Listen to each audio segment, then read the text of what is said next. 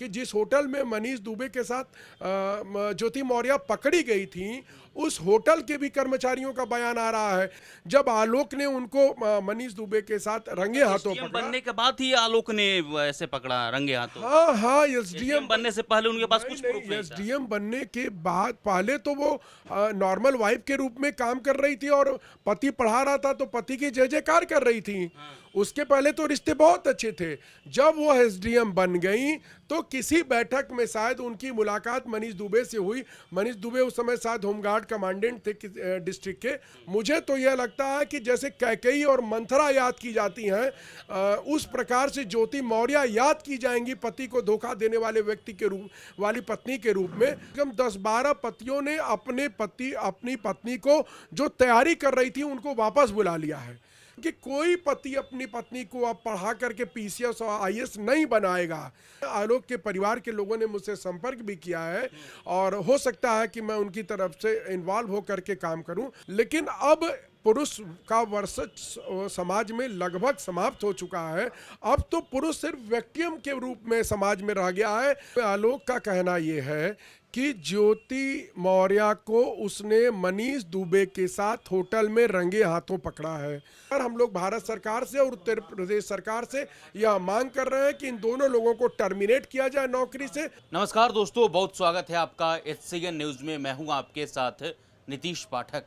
आलोक मौर्य और ज्योति मौर्य का मामला पिछले कई दिनों से सोशल मीडिया पर तूल पकड़ रहा है। आपको बता दें कि इस पर तमाम तरीके के मीम भी बनाई जा रही है।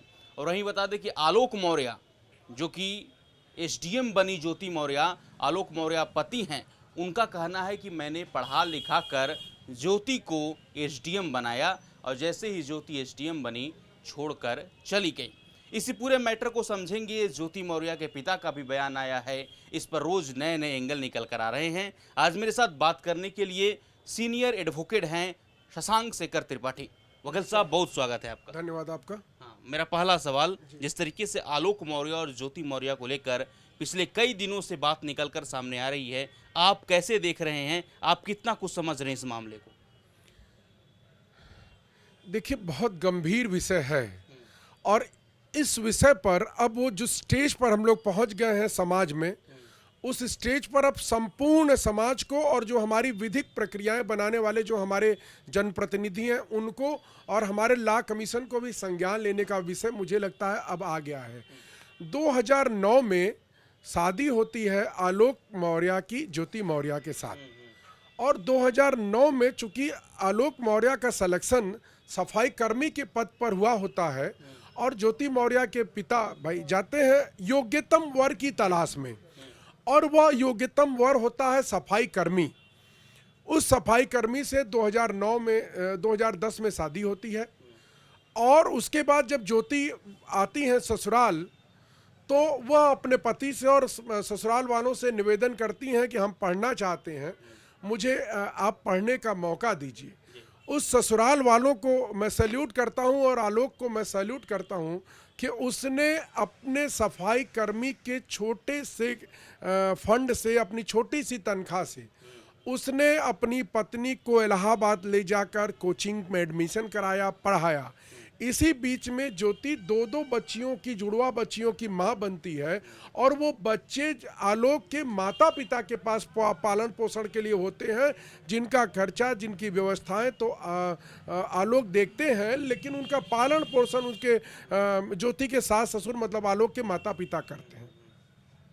ज्योति पीसीएस में सेलेक्ट होती हैं, एसडीएम बनती हैं।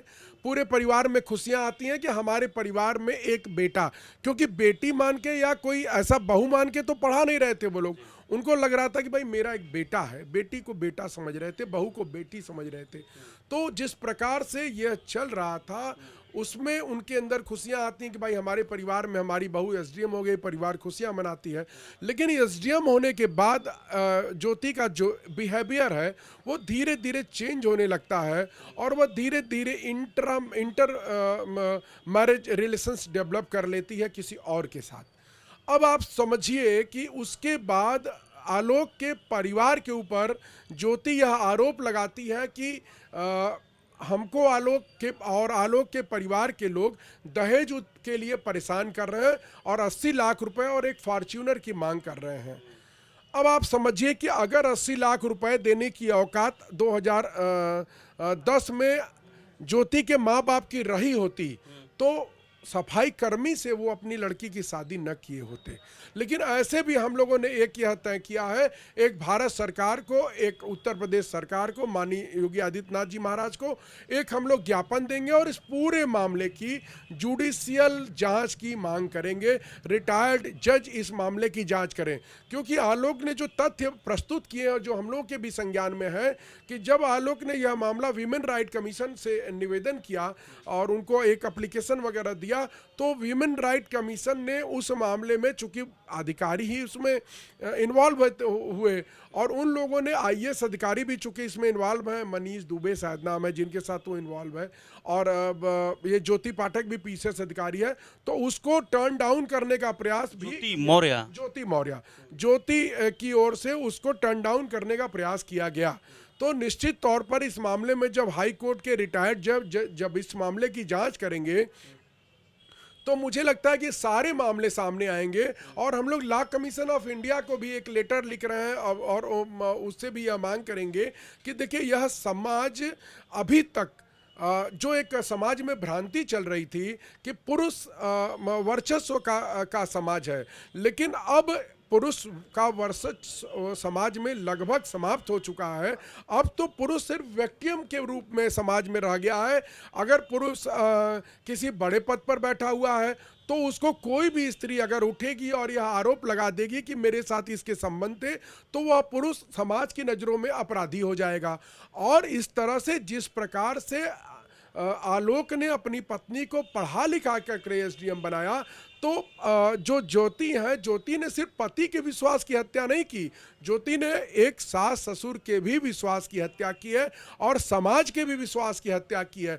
आपको पता है, अभी पिछले 10-12 दिनों से जब से यह मामला बहुत ज़्यादा हाईलाइट हुआ है, मेरे संज्ञान में कम से कम 10-12 पतियों ने अपनी पत्नी को जो तैयारी कर रही थी उनको वापस बुला लिया है कि यदि आप नहीं बनती हैं तो ठीक है, अगर आप बन जाती हैं जिसके लिए आप तैयारी कर रही हैं तो आप हमको छोड़ करके चली जाएंगी, आपका जो कंडक्ट होगा। इसलिए जो ज्योति का यह कंडक्ट है, ज्योति मौर्य का, वह समाज को एक संदेश भी दे रहा है। और इस मामले में भारत की ही, उत्तर प्रदेश नहीं, भारत की सभी नारियों से, माताओं से, बहनों से, बेटियों से मेरा निवेदन है कि वे इस मामले में सोशल मीडिया पर व्यक्तिगत रूप से लेटर्स लिख करके ज्योति के खिलाफ प्रॉपर कार्रवाई की मांग करें, क्योंकि अगर वो सामने निकल करके नहीं आएंगी तो इससे मेरा पूरा विश्वास है कि हजारों लाखों लड़कियों का भविष्य बर्बाद होगा। क्योंकि कोई पति अपनी पत्नी को अब पढ़ा करके पीसीएस और आईएएस नहीं बनाएगा। जिस प्रकार का धोखा ज्योति मौर्य ने आलोक को दिया है वह अत्यंत निंदनीय है। इस पर हम लोग माननीय मुख्यमंत्री और माननीय प्रधानमंत्री जी को एक पत्र भी लिख करके जुडिशियल जांच कमेटी बनाने की मांग कर रहे हैं। ठीक है, आप बता रहे थे कि ज्योति मौर्य और कोई मनीष दुबे की बात कर रहे थे आप, तो इनका क्या दोनों के बीच का मामला है, ताकि दर्शक समझ पाएं पूरे तरीके से, क्योंकि शुरू से सोशल मीडिया पर आप बात चल रही है, तो ताकि लोगों को क्लियर हो कि कौन सही है कौन गलत है। तो ज्योति मौर्य और मनीष दुबे का क्या मैटर है इसमें? देखिए, जहाँ तक जो आलोक का कहना है और आलोक के पास जो एविडेंसेज हैं, उसमें आलोक का कहना ये है कि ज्योति मौर्य को उसने मनीष दुबे के साथ होटल में रंगे हाथों पकड़ा है और ज्योति के मोबाइल्स में बहुत सारे डिटेल्स, बहुत सारी चीज़ें ऐसी हैं जिससे कि उनके मनीष दुबे और ज्योति मौर्य के बीच में रिलेशन साबित होते हैं। और जब आलोक ने उनको रंगे हाथों पकड़ा और उनका विरोध किया तो ज्योति मौर्य ने उनके खिलाफ, आलोक के खिलाफ दहेज उत्पीड़न का और अन्य मुकदमा उनके खिलाफ करा दिया है। तो अब आप ये समझिए कि पहले तो उन्होंने चोरी की, नैतिकता की हत्या की, एक पति के विश्वास की हत्या की और उसके बाद उन्होंने महिला होने का लाभ लेते हुए शादी के 13 साल बाद दहेज उत्पीड़न का फर्जी मुकदमा अपने पीसीएस अधिकारी होने का लाभ उठाते हुए उन्होंने फर्जी मुकदमा जो है आलोक के परिवार के ऊपर करा दिया है। तो इस मामले में जब तक जुडिशियल जांच नहीं होगी तब तक सारे तथ्य सामने नहीं आएंगे। ताकि पूरे समाज में यह संदेश जाए कि फिर कोई भी पति या पत्नी इस तरह का वकील साहब आप खुद कह रहे हैं कि अभी जांच होना चाहिए इसमें इसमें जांच जब नहीं हुआ है तो आप कैसे कह सकते हैं कि नौकरी से हटाया जाए उनको? हाँ। मैंने कहा कि जांच होनी चाहिए। तो आप कैसे प्रॉपर जांच आप होनी कैसे चाहिए। बता सकते हैं कि आलोक सही है फिर ज्योति और सही है? देखिए, ये भी तो गलत है ना। जितने एविडेंसेस आलोक के पास हैं और जो उन्होंने मुकदमे आलोक के ऊपर और परिवार के ऊपर किए वो तो साबित है। जैसे उन्होंने मुकदमा तो ज्योति मौर्य ने किया है, तो वह तो साबित है ना कि ज्योति मौर्य ने शादी के 13 सालों के बाद जब आलोक ने उनको मनीष दुबे के साथ रंगे हाथों एसडीएम पकड़ा। बनने के बाद ही आलोक ने ऐसे पकड़ा रंगे हाथों। हाँ हाँ, एसडीएम बनने से पहले उनके पास कुछ प्रूफ नहीं था। एसडीएम बनने के बाद पहले तो वो नॉर्मल वाइफ के रूप में काम कर रही थी और पति पढ़ा रहा था तो पति की जय जयकार कर रही थी। उसके पहले तो रिश्ते बहुत अच्छे थे। जब वो एसडीएम बन गई तो किसी बैठक में शायद उनकी मुलाकात मनीष दुबे से हुई। मनीष दुबे उस समय शायद होमगार्ड कमांडेंट थे डिस्ट्रिक्ट के, तो वहाँ मुलाकात होती है और रिश्ते नज़दीकी में परिवर्तित होते हैं, एक्स्ट्रा मैरिटल अफेयर्स होता है। और उसके बाद जब आलोक उनको रंगे हाथों पकड़ते हैं तो आलोक को विरोध करने के लिए जो है और उससे छुटकारा पाने के लिए ज्योति उसके ऊपर डाउरी का मुकदमा फर्जी लिखवा देती हैं। साहब देखिए हम रोकेंगे आपको बीच में। ज्योति मौर्य के पिता हैं पारसनाथ मौर्य।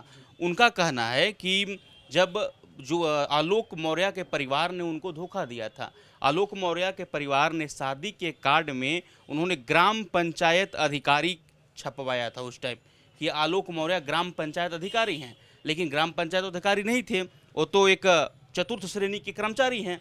तो उनका कहना है पारसनाथ मौर्य का कि धोखा तो उनके परिवार द्वारा दिया गया। आपको बता रहा हूँ, देखिए हमारे यहाँ एक लिमिटेशन एक्ट होता है एक कानून में।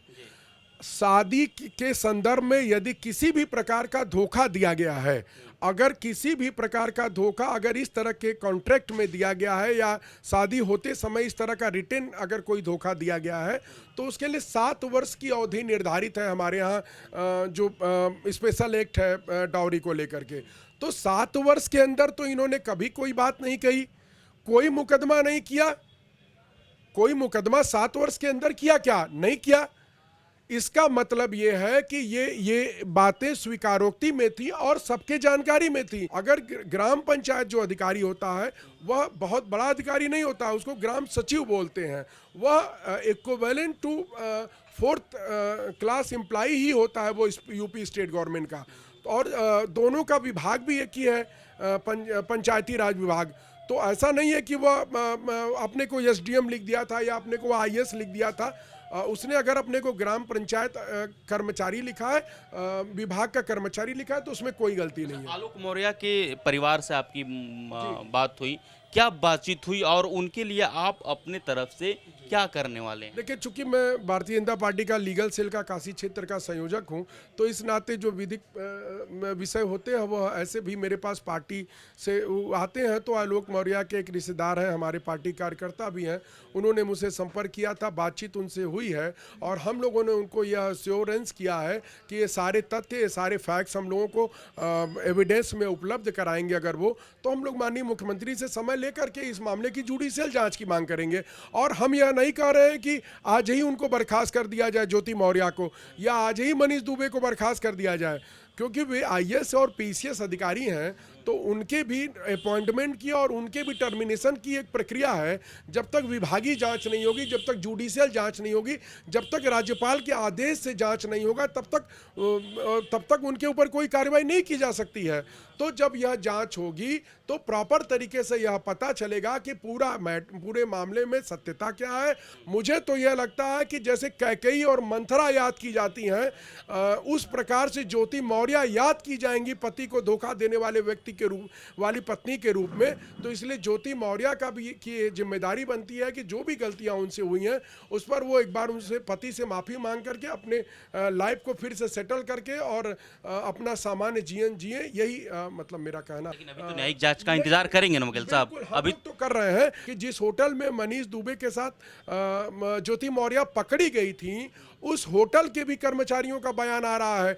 तो निश्चित तौर पर जब सर्कमस्टेंशियल एविडेंस इतने ज़्यादा ताकतवर हो जाते हैं कि उसमें फिर शक की गुंजाइश नहीं होती है, तभी समाज किसी विषय को लेकर रिवोल्ट करता है। तो इस मामले में समाज रिवोल्ट कर रहा है, हजारों लाखों करोड़ों की संख्या में। मैं कल देख रहा था, कोई रील बनी थी उस पर, और उसको देखने वाले की संख्या करोड़ों में पार थी।